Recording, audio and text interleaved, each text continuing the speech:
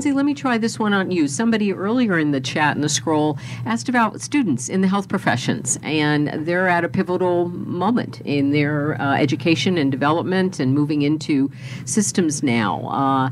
Somebody was asking almost practically, what are some 3 things or 2 things that students could start doing right now? So that we've been talking with the IHI Open School about students and the chapter work and what they can be doing. I think there's a couple great things about students, which is, one, we have this opportunity to not have to re-educate. So some of what we were talking about with providers is they were given information that they now need to relearn a new way of pain management because the way they were taught is not effective. So with students, we have the ability to really teach appropriate pain management. We have the ability to teach the dangers of opioids, when they should be used, the appropriate populations, dosing, and whatnot. And we also have this opportunity to try to have them learn more about alternative pain management and solutions that may exist for individuals outside.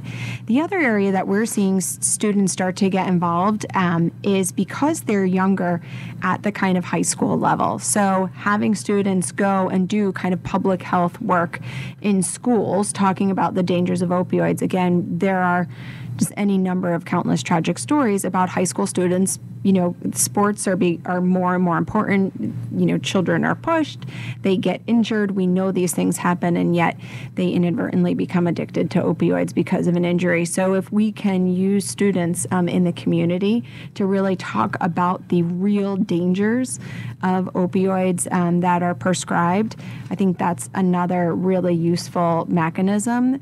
The other thing we see kind of as a recreational use is younger people taking pills through the form of diversion from their parents' medicine cabinets and then using them at a party, assuming that a pharmaceutical pill is not as dangerous as heroin or fentanyl or other means, and it is, and it can be even more dangerous. And so having students work with the communities from that regard is really helpful too.